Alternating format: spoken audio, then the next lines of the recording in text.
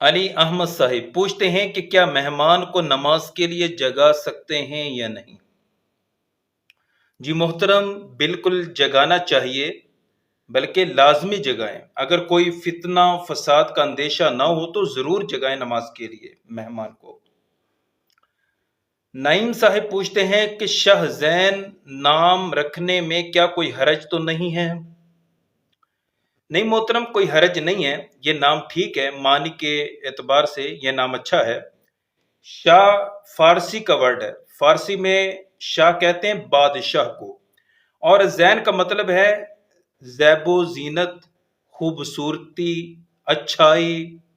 تو شاہ زین کا مطلب کہ خوبصورت بادشاہ، تو شرعن کوئی حرج نہیں ہے، یہ نام رکھ سکتے ہیں۔ راشد صاحب پوچھتے ہیں کہ راشد نام کیسا ہے اور اس کے کیا معنی ہیں؟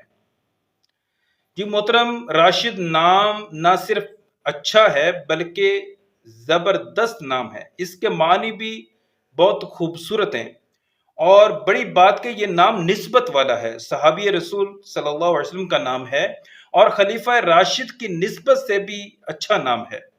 راشد مطلب کہ باشعور، باہوش، بالغ، سمجھدار، کامیاب اور راہ حق پہ قائم رہنے والا، صحیح مشورہ دینے والا، متقی، ہدایت یافتہ۔